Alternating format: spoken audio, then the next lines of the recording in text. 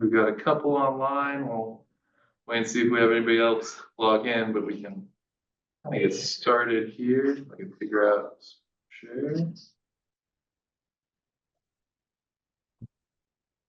But regardless, that plan will be like a lot of technical stuff and then some engagement with stakeholders, like lots of stakeholder interview type engagement instead of just like open and then some open public engagement.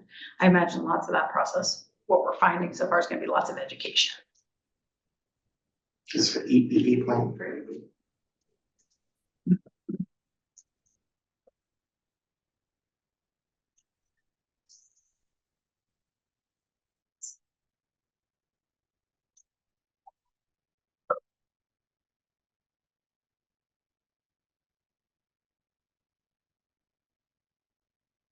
Would you like me to join to help you manage that?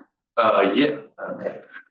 might be helpful. I think we'll use this for How many the people tackling it? presentation screen.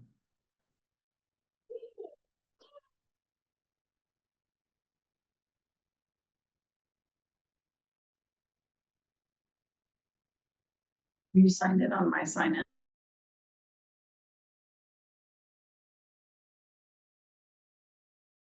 You know, I tried to, am I?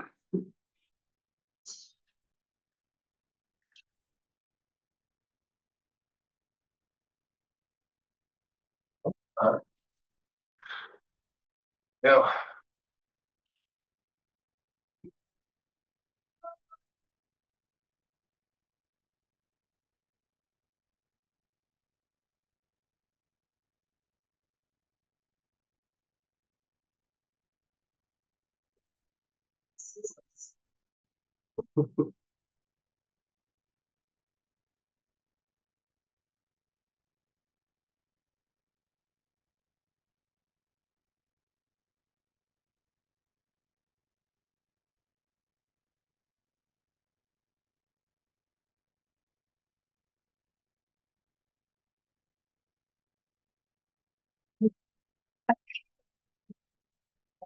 And nice it doesn't display it.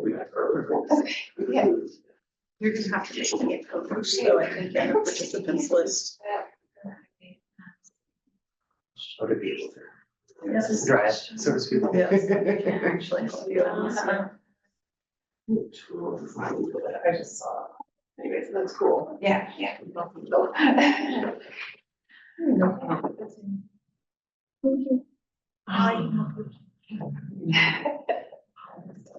Yeah.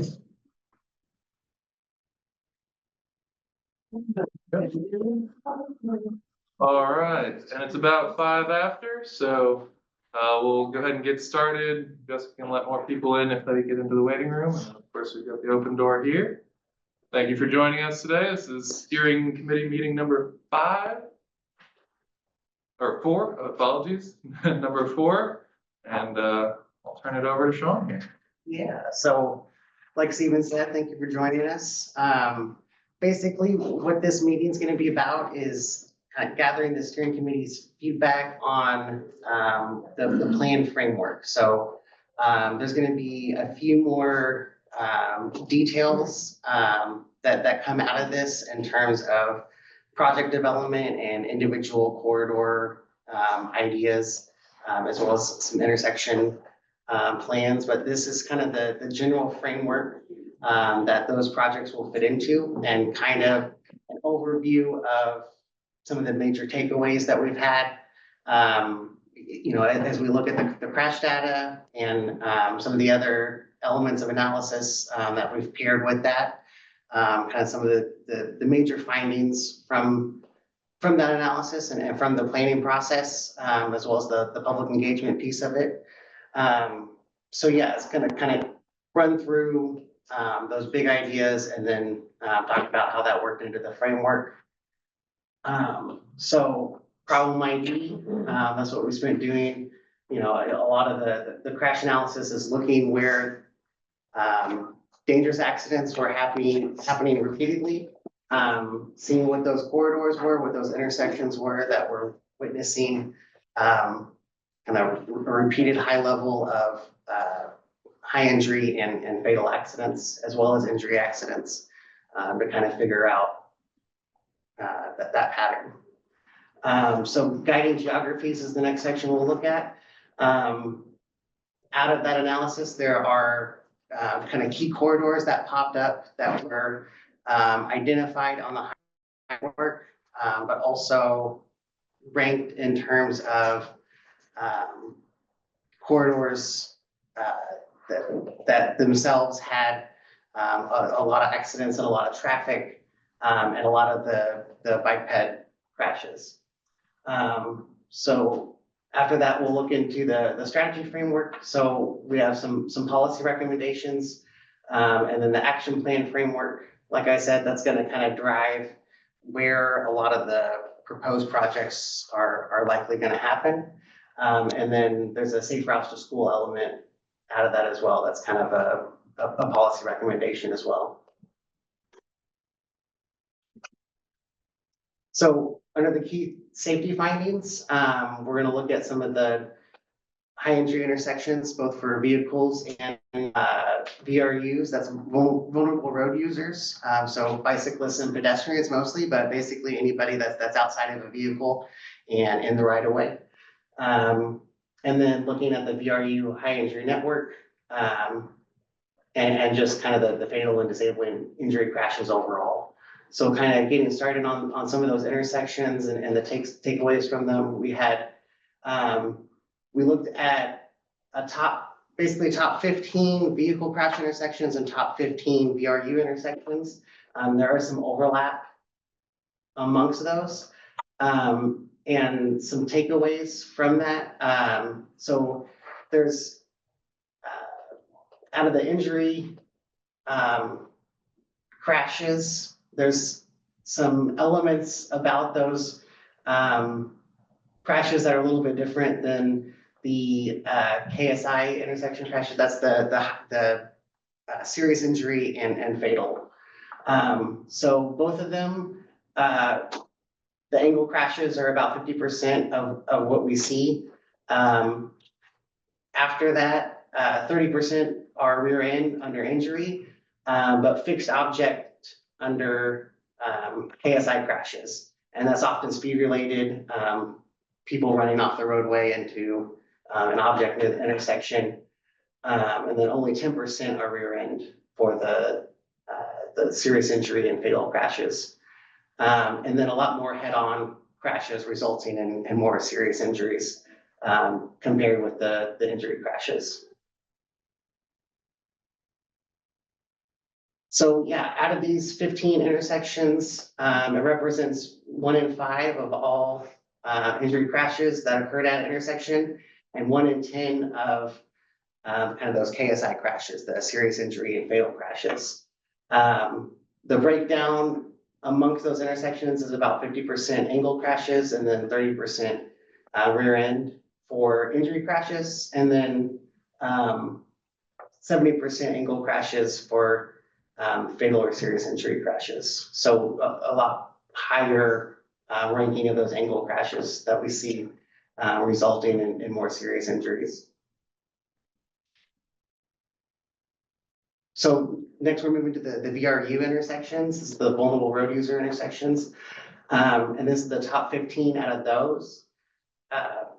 There is some overlaps. So 6 intersections ranked in the top 15 for both VRU and vehicle, as you can see down there. And they listed there are 6 in Castle, 6 in Lawrence, 6 in Michigan, so 3 along 6th Street. And then we have 1 at 27th in Iowa, 23rd in Alabama, and 23rd in Mass, so 2 along 23rd Street as well. Can we go back to that real quick? Yeah. I think, so the state's data is pretty robust. And I looked at it and a lot of those like bicycle crashes are because of sidewalks, because they're not actually because of the intersection design as much as people are riding on like shared use paths or sidewalks. And so, I mean, they're dangerous because there's not safe on-street infrastructure, but there's a crash that happens when the cyclist comes out into that intersection. But I don't want us to like lose sight of the fact that the intersection may not be the problem as much as it's like the lack of the on-street infrastructure. Does that make sense? Yeah, it makes a lot of sense. We saw that with, related crashes too, Mhm. especially on Sixth Street, Mhm. in terms of, cyclists and pedestrians Mhm. kind of being in a, like a commercial driveway or gas station driveway when the crash occurs. Mhm. Yeah, so I don't know how you capture that. I mean, yeah, with what we need to do in the plan, right? Right, and that's something, that we've started to look at and that we'll break down more too with these, top 15 intersections for both, is look at it on a detailed basis, with, basically cell phone gathered data. Mhm. It's not the direct data itself, but, Streetlight basically makes, an algorithm that kind of represents the average day and movements based on that. So between the crash reports for those locations and then kind of where we see the different movements between, pedestrians and bicyclists and vehicles. I have a few questions. Yeah, For those intersection ankle crashes, did you see any correlation with different age cohorts being involved, like older drivers? we didn't break it down, on the intersection crashes that way, but that's, something we could look at. Yeah. Yeah. We found some correlation on this state analysis, and then for VRU crashes, did you break it down by pets versus bikes at these locations? We did, so, Okay. and we have that shown here, there's a table that goes along with it that isn't shown, but, we did find that, and it's pretty stark in terms of, an intersection either having an issue with pedestrian crashes or bike crashes. It's often, you'll have maybe 5 ped crashes at an intersection, only 1 bike crash, or the flip, version of that over that 10-year, And do these happen in the daylight or during nighttime conditions? So it's different from corridor to corridor. 9th Street and 6th Street both saw a lot of nighttime crashes for bikes and peds. But yeah, it's the majority is still, I think the 70% were still during the daytime. If you look at that age disaggregated data, like, is it both the victim's age and the person who, like the driver who hit them, do you know? On the crash reports, we just looked at driver 1, and it doesn't necessarily cause the incident. Yeah, I mean, like my neighbor teaches at West Middle School and he was rear-ended by a driver when he was biking to school in October. And the driver was 81 and didn't have the depth of vision. She thought she had passed him and actually turned into him. Mhm. And so, I mean, these aren't things that are like, I don't know that there's engineering solutions to them, but there's people that drive on the roads that quite frankly, probably shouldn't still have licenses or shouldn't be licensed in the first place on the younger end of it. I mean, that's a way bigger conversation and probably involves the state, but I don't know, those are really serious dangers to vulnerable road users too. Yeah. Right, I think especially as we get into, kind of boomers aging and that large age cohort and not having, as a robust public transit system, because we probably should to accommodate for a lot of that aging, so. Yeah. But like you said, yeah, it's kind of a larger conversation in terms of, trying to find solutions for it. And it's nuanced, right? Because it's like, I don't want elderly people to be isolated or not have mobility, but like, how do we address, like, Lawrence is really, it's becoming a retirement sort of community and more older folks want to move here. And so I think, gosh, this is an issue. And just talking to Scott, and just talking to my neighbor, I was thinking about that issue.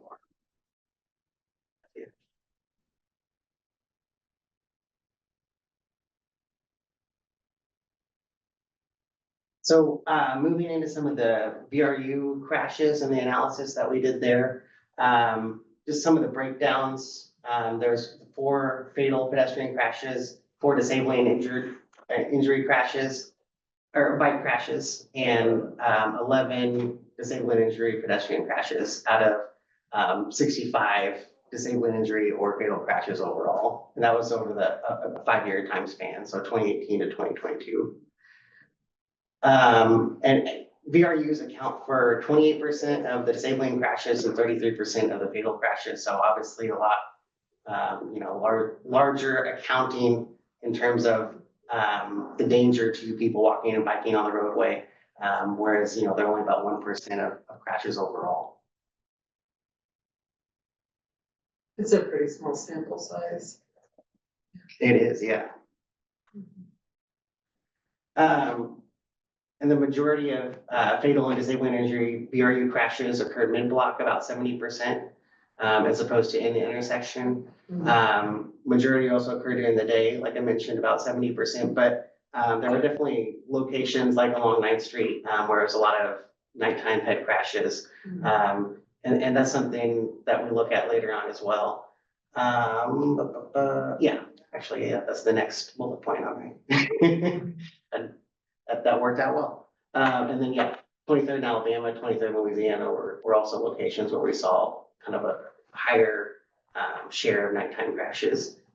So the VRU high injury network accounts for about a third of all VRU crashes and just 1% of the roadways.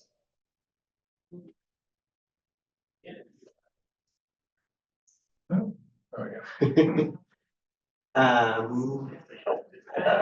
So the VRU high energy network so how it gets used kind of both for this and the other high energy network is it helps the city kind of flag future projects as they come out, either out of this action plan or, future capital projects from the city, to be aware that it falls on that and to be able to, figure out if there's additional engineering ideas or engineering work that needs to be put into that project due to it falling on it. So this is the high energy network overall. This involves, both vehicle and bike ped crashes. 25% of all disabling and fatal crashes involve speeding and or reckless driving, so 1/4 of them. 30% involve a vulnerable road user, and 20% of those involve distracted driving out of the vulnerable road user crashes. 45% occurred at night for the disabling and fatal crashes. 30% involved occupants who failed to wear a seatbelt. Did it say who was distracted with the VRU staff? Was it the driver? Whether it was the driver or the pedestrian, unfortunately, it doesn't. I think it's referring to the driver, but the column just says whether distracted driving was an element in the crash, or whether distraction was an element in the crash, actually.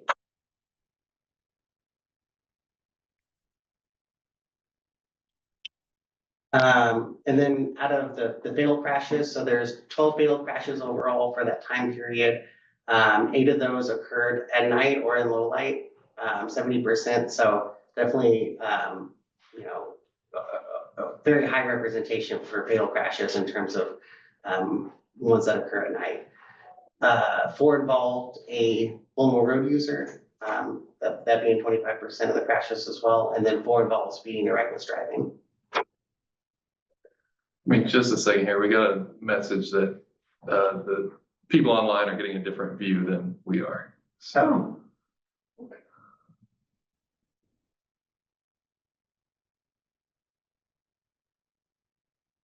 There we go. That should be a little bit larger for the people online.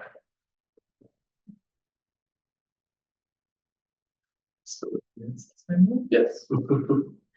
So this one is something that we'll dig into a little more, but something that was brought out there in terms of some of the corridors that involve nighttime crashes for VRUs and, obviously a high representation for fatal and serious injury crashes.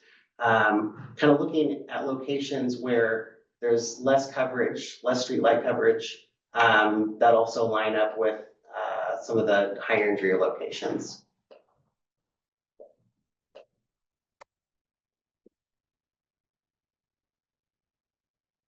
So as part of this, we're also doing an equity analysis. Part of that looks at areas of persistent poverty and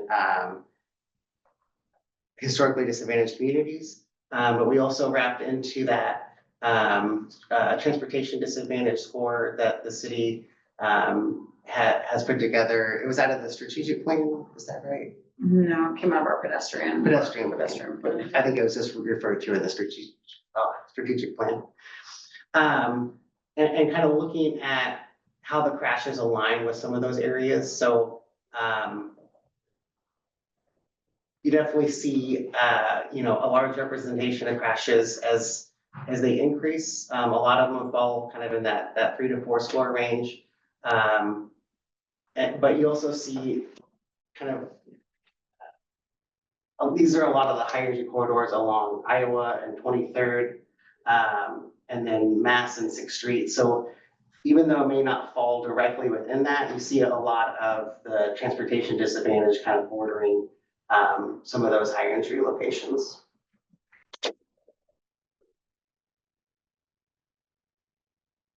So guiding geographies, like I said, we looked at where the high injury locations or high injury accidents, crashes were happening, and kind of built geographies based on those locations to kind of guide some of the improvements that will come out of this. So one of those we're calling the high injury network box, and the other one is campus border corridors. So the first one, it's 6th Street, basically from Castle to Mass. Mass from 6th down to 23rd Street, and then Iowa Street from 31st down to 6th. So within that location, or on those corridors, 25% of fatal and disabling injury crashes have occurred along basically 3 miles of roadway. We're kind of labeling these as the highest priority for reducing fatal and disabling injury crashes. It includes 6 of the high injury vehicle crashes and 5 of the high injury the high injury vehicle crash intersections and 5 of the VRU intersections that we looked at. So we also noticed that a lot of the crashes correlated with kind of campus corridor streets within that framework as well. A lot of the one-way streets, like just outside the door here, with Vermont and Kentucky and Tennessee, and then 9th Street and a portion of 11th, 19th Street, Naismith and Bob Billings. And out of those, we see about 20% of the fatal and disabling injury crashes that occurred for these about 10 miles of roadway. These are kind of the secondary priority corridors for reducing fatal and disabling injury crashes. It includes 5 of the vehicle crash intersections and 4 of the VRU intersections that we looked at. The students being involved in the crashes, or does it matter that? Don't think we have a number on that, but that's definitely something we could look at. I'm not sure that's in the crash data. It has age ranges, but I don't think it You would has have to make status. assumptions about age. Yeah. You wouldn't really, I mean, Right. Yeah, we could look at age ranges for those corridors specifically. Yeah, there may be something there. So kind of moving into the strategy framework, that's kind of a good overview of a lot of our findings. We'll move into talk about some of the policy suggestions to start with. One of those is kind of an approach to. And do we have another question about the Okay. campus corridors? Yeah, just one really quick question. Yeah. So where campus is, there's actually nothing there. Like, and that's sort of odd to me that it's grayed out on both this and the last one. I don't know, maybe there's no crashes happening on campus. That seems weird. There's no traffic on campus during most of the day. Well, people are Very like, limited. walking, Yeah. right? And. I think some of that may be that you have a lot lower vehicle speeds on campus and people are more expectant of pedestrians and people crossing the street. I think is some of it where you have kind of faster corridors adjacent to the campus, but yeah, we noticed that too. And I think that's some of it. You have, you know, and that speaks to engineering being a solution, because on a lot of those campus corridors, you have really narrow lanes, you have slow traffic, you know, kind of some of those elements that make for a safer. Yeah. For most of the cyclist and boulevard and a pedestrian lot of the environment. streets, there's so much transit service and other Yeah. things that like, you're not really able to speed and have Yeah. lots of dangerous behavior because Yeah. there's so many people and you expect that. Yeah. They also have a lot of more crosswalks, like we talked about that before, and yes. mid-block crosswalks, Yes. multiple mid-block crosswalks. Right. In front of the entrances to the buildings where you wouldn't have them anywhere else in the city. Yeah, you don't have the density of trips. Yeah, I think the additional congestion is a good point too, you know, to the point to where it slows vehicles down and you don't have the free flow of traffic to where people can get up to higher speeds. It's one of the reasons that lane reconfigurations can sometimes make corridors safer because of that, because you have, you know, added what's It's like the term I'm trying to lanes have think of? capacity, they have no capacity in them, so they're filled more, Yeah. even though it's still free flow, good free flow. Exactly, It's just, there's not room to. right. Yeah, You don't get on Jayhawk Boulevard during the day unless you've got business being on there. Ethos, the geometry, everything's different. Mhm, mhm. But it's funny, it is interesting, because like, look at all the things that basically feed into Right. campus. You see these corridors where you also expect lots of people to be maybe biking and walking as trip distances, but now you have different types of behavior. There's Mhm. instances happening. Yeah, like Yeah. Naismith, people are walking up and down Naismith all the time. Proxy on 23rd, Yeah. kids live there. There's a lot of student housing around there and that's a high injury network. So it's, yeah, but they're different roads, like we're discussing, like Naismith, 4 lanes, different design. Right, yeah, I think it's both, yeah, design and psychology that feed into some of that.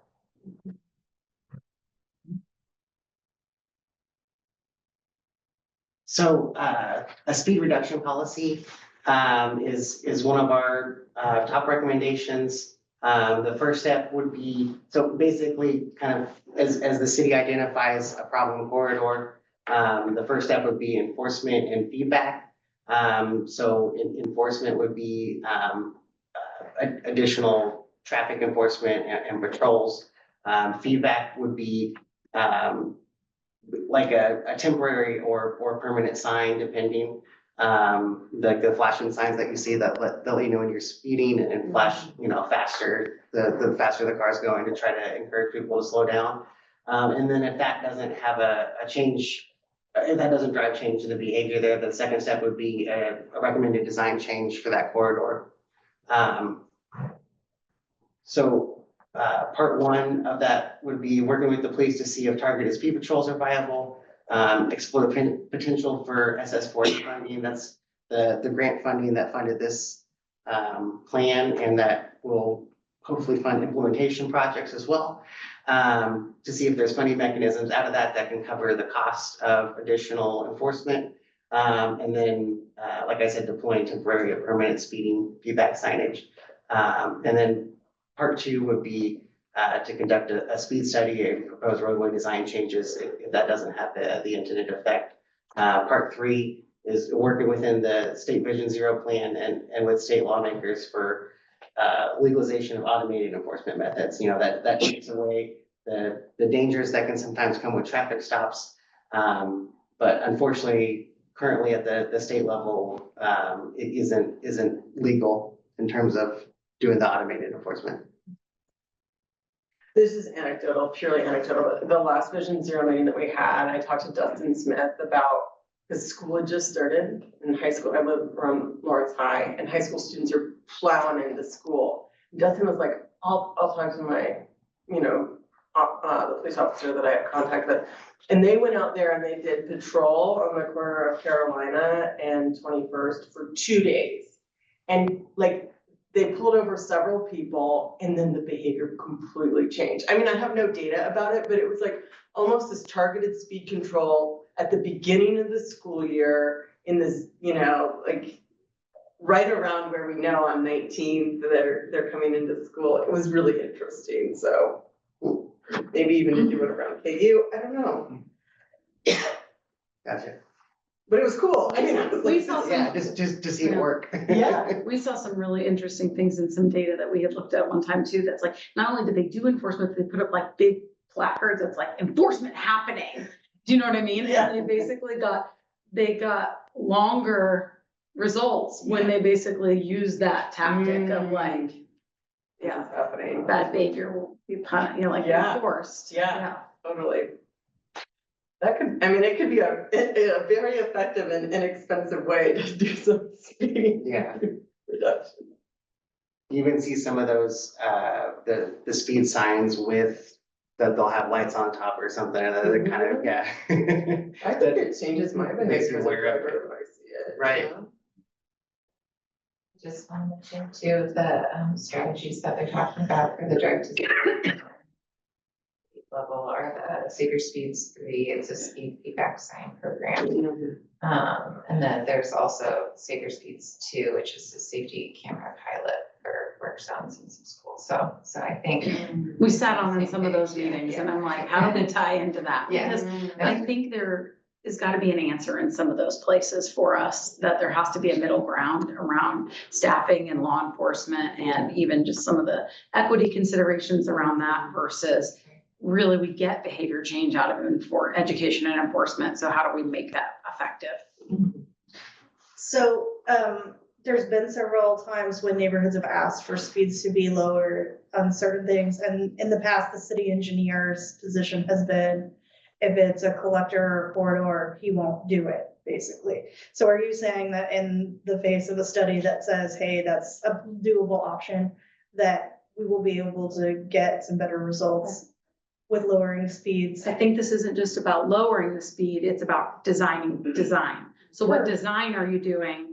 And then that justifies that lower speed. I think the concern historically has been, it's just requesting, if you have a wide street, whether or not it has parking and then it's not used and it's like just a wide street and you just go out and put a lower number on the sign, that doesn't necessarily change behavior. So there's been hesitancy to do that because it's like trying to placate something that's not actually gonna, it's like taking a placebo. It's not gonna do necessarily anything. But, in some cases, I think what you're suggesting is in those cases where we know we do have speed challenges, then we do need to be doing something. And what that answer is building projects around design options that then warrant those lower speeds. I think there will be, I think, still the push-pull of classification and, and speed and, the throughput versus safety. And I think that is always gonna be tension in all of these street situations, especially if you look at both the box and in the major corridors that we're looking at, because most of them where we have fatalities and serious injuries, they're higher speed, higher volume corridors. And traditionally, our community at large has thought of those as for throughput. And throughput has been the ultimate priority when we've designed those. And I think this framework requires us to think differently. I think so. I mean, someone's safety is more important than someone else's inconvenience, right? Like, if we're seeing people die or get helicoptered to Topeka, I think we have a moral imperative to really address that seriously. But it is a community conversation. It's an education piece too, because I know people, I see it all the time, people complaining like, oh, there's whatever, right? But yeah.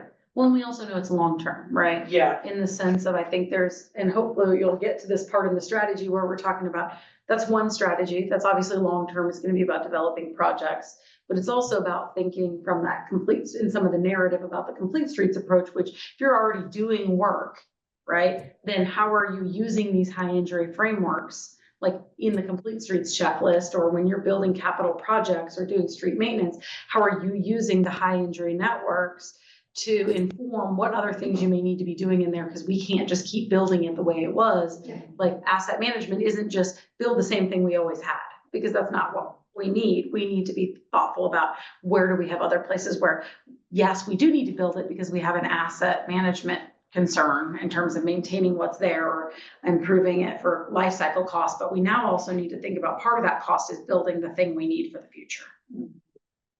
Well, I need to be able to go back to the neighborhoods and say that I'm coming to these meetings because we're gonna see a different behavior Yeah. and a different attitude about I mean, design, street design and listening to neighborhoods when we talk about what can be safer. I think that the planning, from what we're looking at in the planning process, that would be the staff recommendation. How that gets adopted and implemented is still yet to be seen, but I would think that's our hope, is that if we keep having the same old behavior, we're gonna see the same results. And I think in some cases, we have seen, and hopefully in the dashboard, like as we look at telling the story about what's happened in some of those project places, we will see where we have begun to change our behavior and narrow lanes, like 23rd Street's a good example, from where it was a state highway and a truck route, and now we have reconstructed that, narrowed lanes, added shared use path, added another crossing, did other things. We can begin to look at the data to tell us about what the impact of that was. And that's part of this whole process, is that it's not a one-time, one-off, here's your problem areas list. It's an iterative process that you have responsibility and accountability to, so you can deliver on the safety vision for your community. And that's gonna take work and buy-in from a lot of different people. And that's what we're hoping this process yields us, is work and effort in that direction. Right. I think part of that too is the prior view from a traffic engineering perspective was that they would look at whatever the free flow speed was and set speed limit kind of based on that.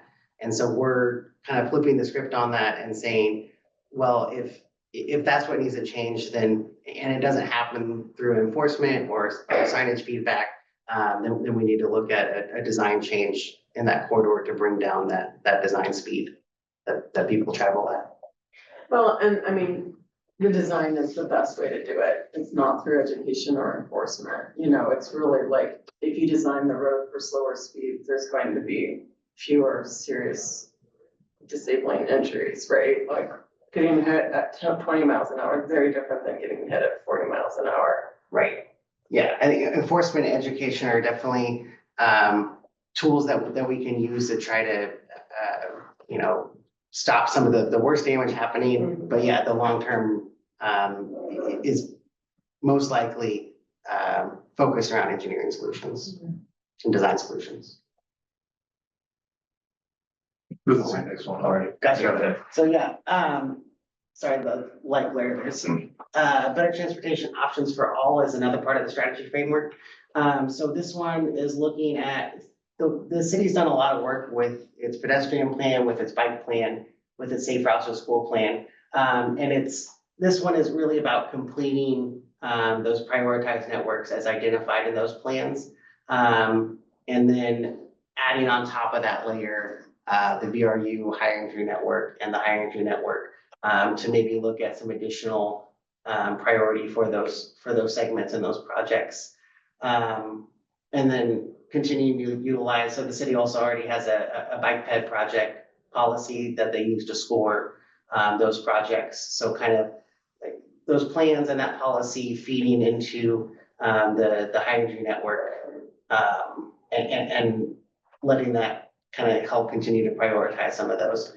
And then in addition to that, improving in pedestrian scale lighting based on need and the high energy network, we're gonna continue the lighting study and analysis that we've started to some extent, but over the long term, there'll probably need to be a more in-depth one, because that's a little bit out of the scope of the project we're doing here.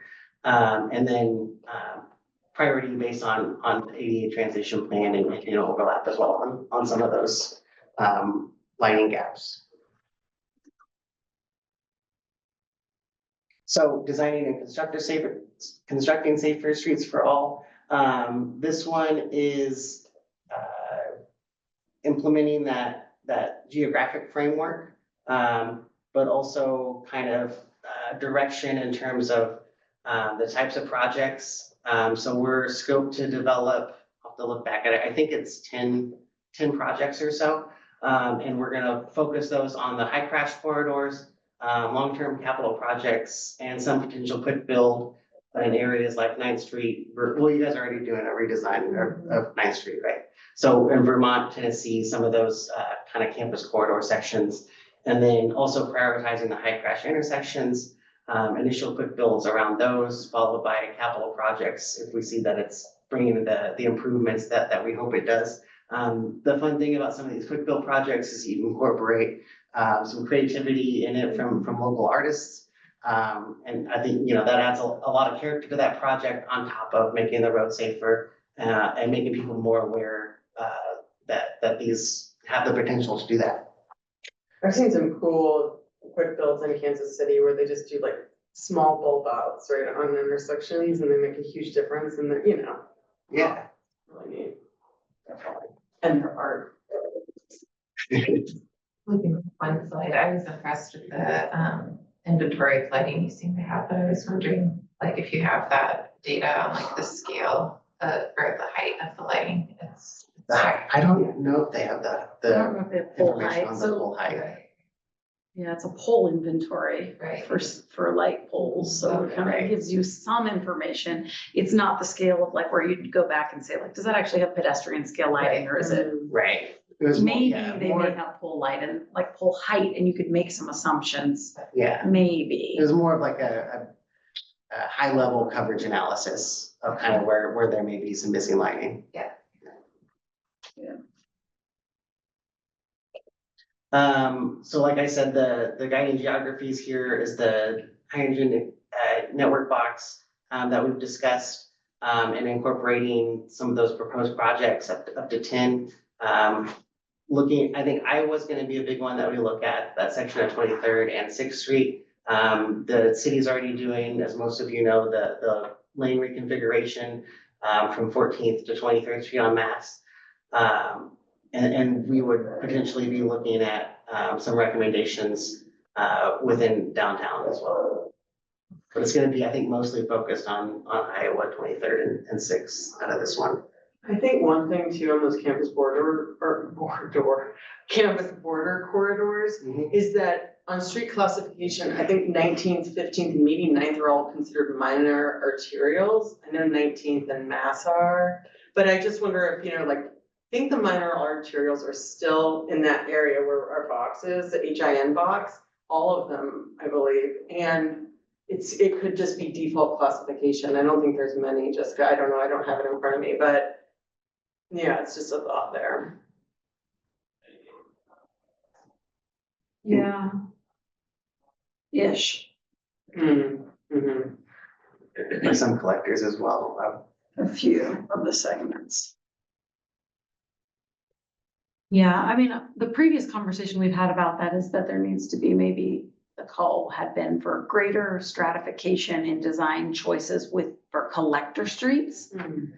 But the arterial ones really, they were just trying to do some of the low hanging fruit in those conversations of how do we create more design options? Because not all collector streets are the same. Like you can think of a lot of collector streets that there's a lot more driveways that back into them, or they have their more residential property than, that those all don't look the same. Do you know what I mean? As opposed to like what we've called some of our minor arterials.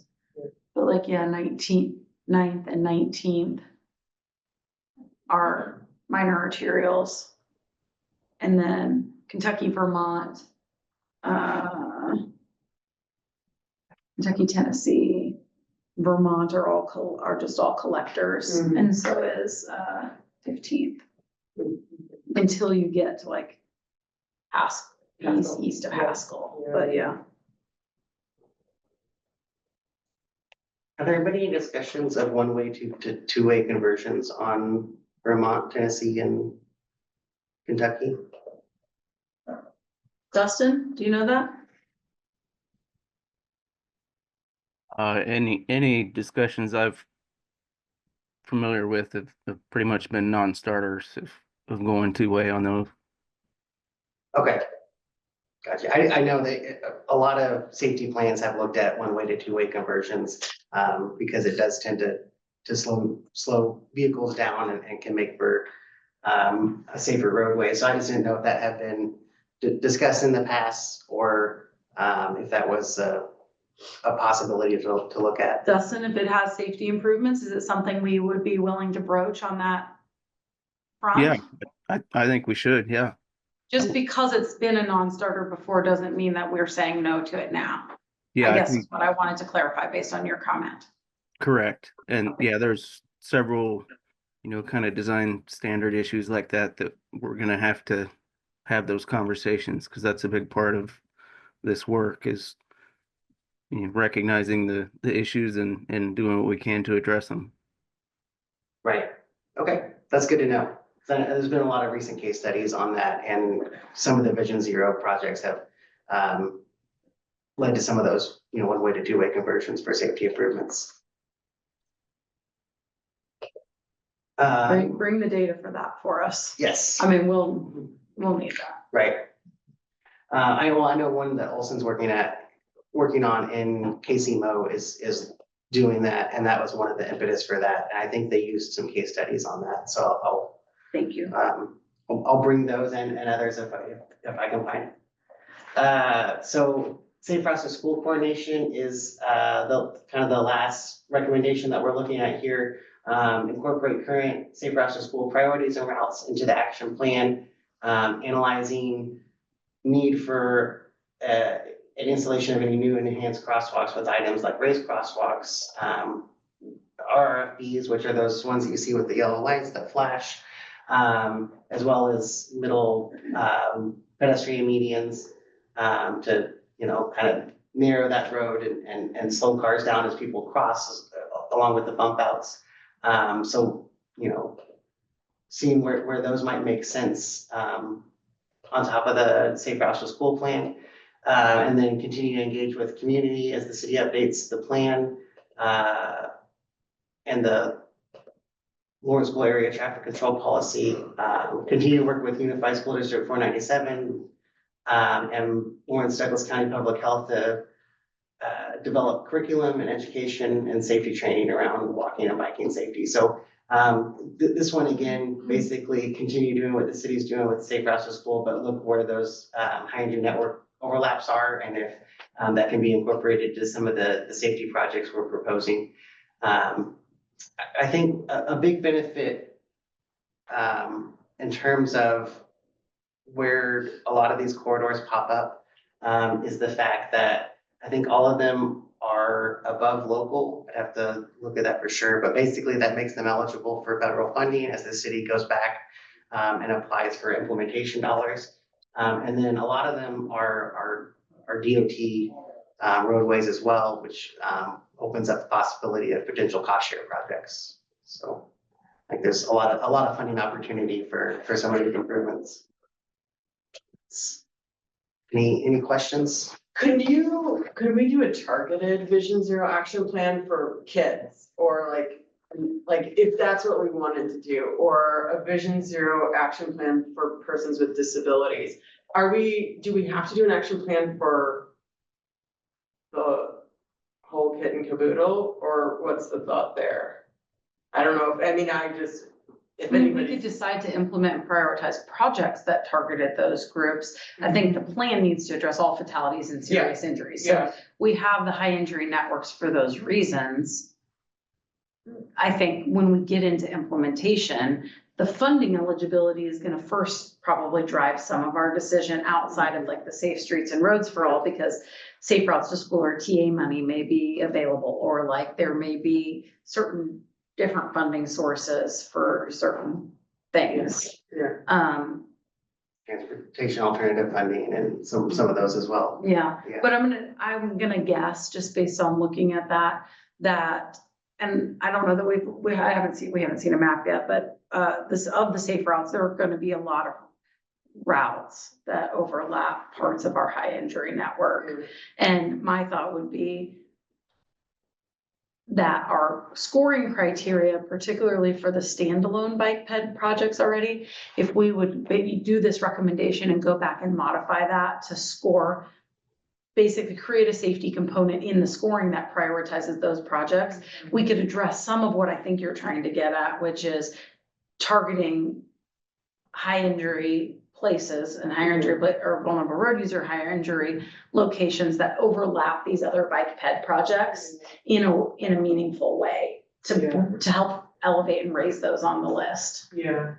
But I mean, you're gonna also see like similarly already in a lot of those spaces. Mhm. So there may be some shifting in nuance, but like the priority bikeway network or the Mass Street project, the Ninth Street project, which are both current ongoing lane reconfiguration projects, both have sections of high injury network along them. I mean, so some of that's already happening. Yeah. Oftentimes we're following the money, Yeah, I get it. so. I mean, I just didn't know if it was like, because we have the safe routes to school coordination bit, like, I don't know, if we wanted to do something that was like an action plan for kids or whatnot. I mean, Sixth Street's lit up and I'm thinking about Pickney to Deerwood and kids walking over to Deerwood now. Well, it wouldn't, Sixth Street's lit up, but those kids wouldn't cross at Deerfield. They're walking a back route, so they're more relying on the Safe Route to School award that we just got for constructing sidewalk along North Second Street and through McDonald. The ones you have to worry about is like the ones at Deerfield to Hillcrest, which now have to cross Sixth Street. Yeah. But yeah, I think all of those along those networks would be places where if the high injury network overlaps with the safe route network, as we're looking at what improvements we need, those are ones we could, in the scoring, elevate the selection of those to try to implement those like sooner. I'm not saying one or. No, no, the other. yeah, I'm just trying to explain to you how Yeah. I think it works with the framework we have now, based on what they're recommending, how I think we incorporate it into what we have. Because the goal is not to make a whole separate other list of projects, because we already have a lot of these. It's try to figure out of the way we currently have developed projects, whether that's standalone bike ped projects, capital projects in our CIP, like reconstructions or street maintenance, on the spectrum of all of the ways we develop transportation projects, how do we impact these safety areas? And I suspect that if you layered all of those maps together, there would be so much synergy between them. So, yeah.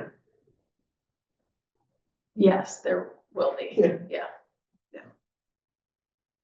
And then it's moving too, right? Because every year you have a new set of data. And also to tell the story, like in some of the things we've talked about, where you talk about the Mass Street locations and the high injury things, well, we have a Mass Street project, so we're gonna have done something. So in that sense, then it's like you're starting to watch after the fact, okay, we did this thing, here's what happens. 23rd Street's an example. We have a list of locations where we've done projects over the last 5 to 7, 10 years that we're saying, well, probably not 10 years, probably 5 to 7, where we said, we really need to look at these, because probably before and after, I mean, we're talking about 6th in Iowa, 23rd in Iowa,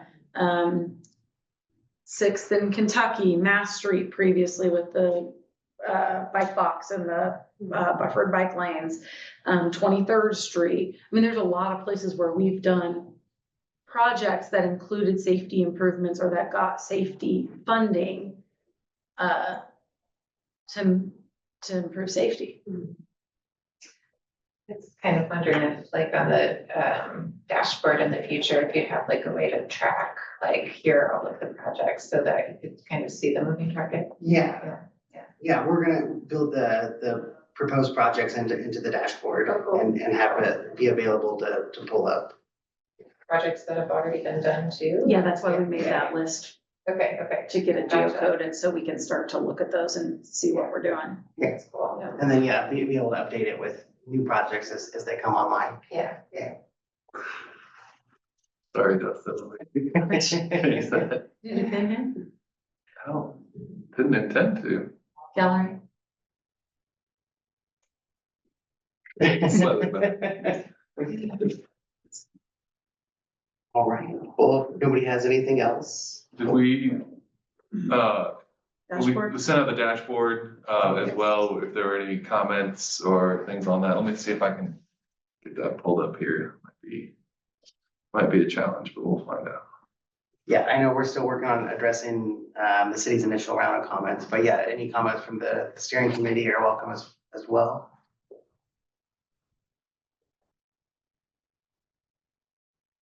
Well, I don't know, because I haven't done a comparison, but how does it differ from the state's dashboard? Do you know off the top of your head? It's From this, it differs, I guess, just based on geography focus. In terms of the breakdowns, it's pretty similar. The states And have then- the high risk network. Do what? The states have the high risk network. Yeah, that they've Yeah. developed, and that overlap is fairly similar as well. It's a little bit different, as to be expected, since this is, you know, just looking at data within Lawrence, as well as the other cities. And then it'll differ as well too, once we have the projects to lay over it. Yeah. Yeah.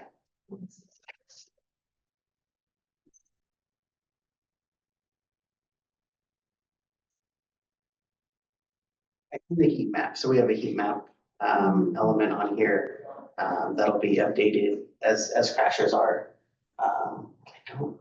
The state map may have that, but I haven't seen it. So Which state map? There's the Drive to Zero, the Drive to Zero dashboard. right? That one has like the time series with year and month and day, week and time Mhm. too.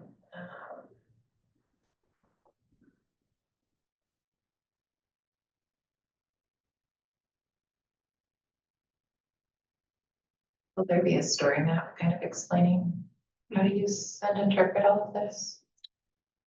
We don't have that plan currently. We could, you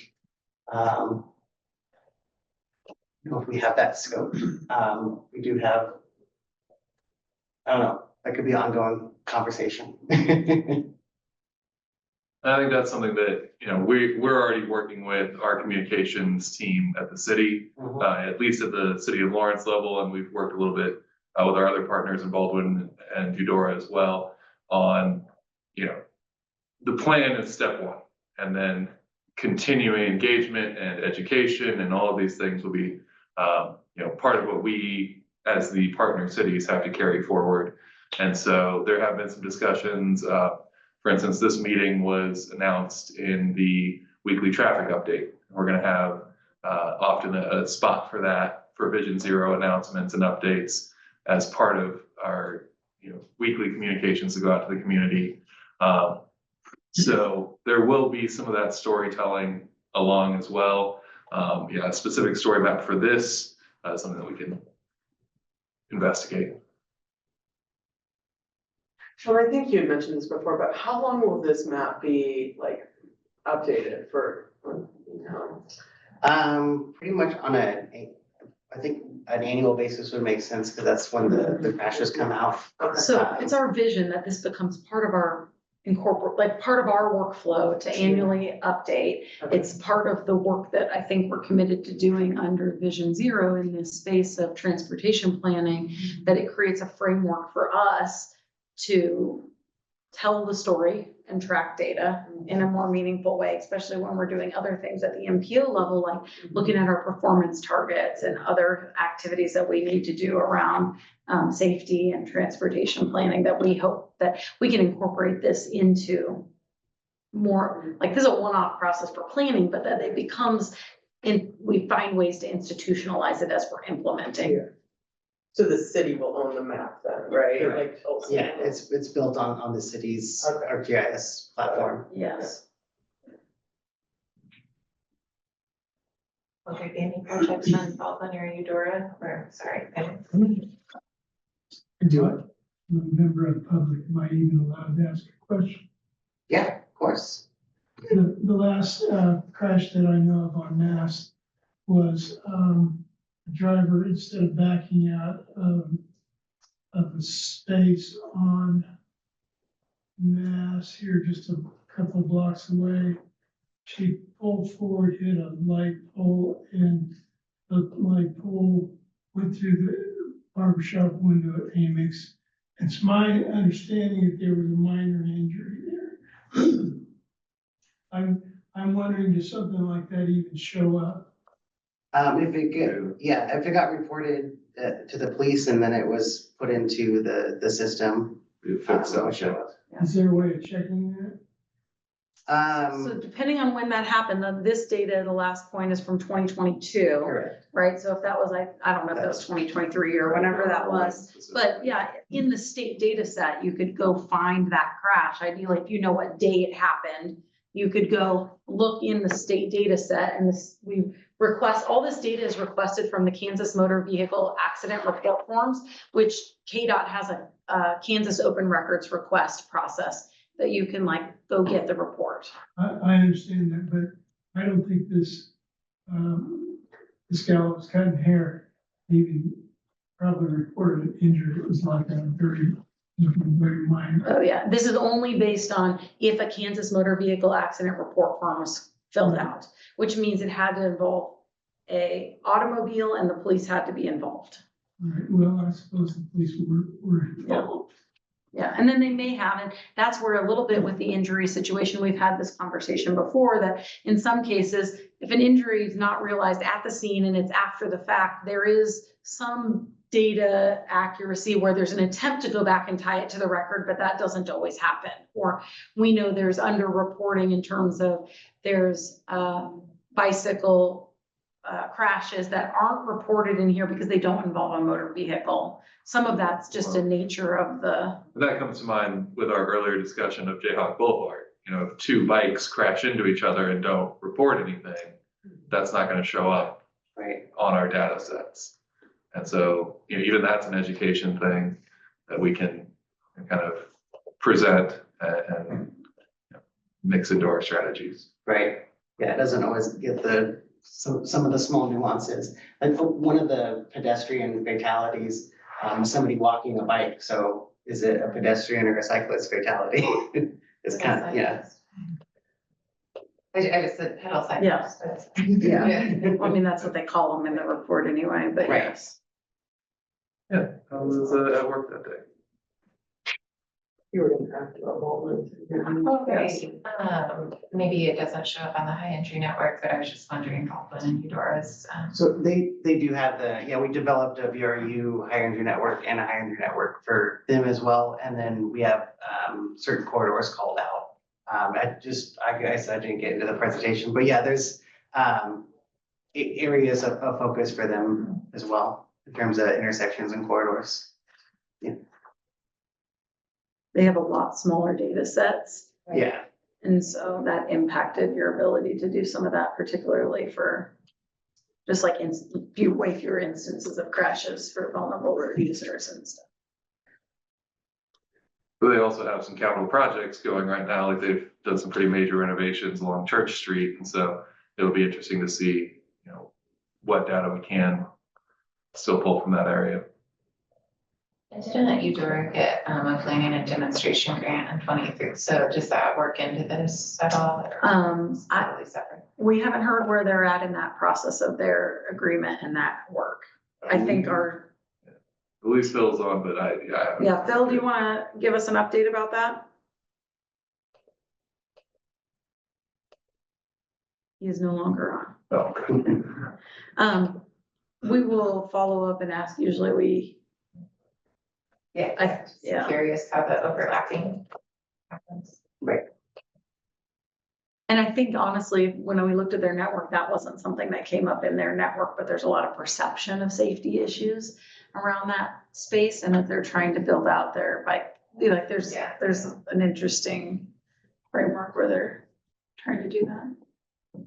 But their solutions may look very different too, based on like the rural and small and rural town bike ped guidelines. You know what I'm talking about? It's like a document that was produced by some federal agency that has a lot of different shared street design options for communities that like if you have no curb and gutter and you have these other things, it's about creating like elements of lower cost, easy implementable paint and sticks type designs to make safer spaces for people. But those will be some of their options. I think that the areas for them was 56 Highway for Baldwin City, and then Church Street and Fifth Street for Eudora. I think, I mean, this is, I know this is an exercise in data and mapping and it's important, but I think it's also like what JT was talking about and just knowing people's stories, like the serious injury that happened on 9th in Indiana was my friend's father who was biking on 9th, and the driver that hit him didn't even stop, and plowed through Indiana. He was going like 55, 60 miles an hour. And my friend's dad was helicoptered to Topeka. They didn't know that he was gonna survive because he was in a coma for like 5 months. But I mean, so I think the gravity of it, we can't lose sight of that. I keep sort of reminding myself of it because it's like, okay, these are points on a map, right? But there's also real stories behind all of them that are devastating. A single driver smashed a last bus stop across the street from this building, and came back across the street and smashed into this building, into the teen center. And no one was hurt. That's probably not on it's not picked up anywhere in terms of data, right? And that would still be a collision with a fixed object. So it would depend if the driver got injured, if it shows up in this data set. So there's a larger crash data set. That's all crashes that have crash reports. The federal process that we have for Vision Zero is to reduce to 0 fatality and serious injury crashes. So those crashes would still be documented at the state level, but they aren't part of the analysis that we did because we were specifically looking at targeting the crashes that are injuring and killing people. Okay. As the library director was quoted in the paper, we were lucky on many fronts. So it's a little troubling that, and that's not the only time when a driver has gotten carried away and gotten onto the sidewalks in this block. So. Yeah, it says overall, it's, we're focused on the patterns of where those reoccurring dangerous crashes are happening, and that's where we're trying to focus some of those interventions.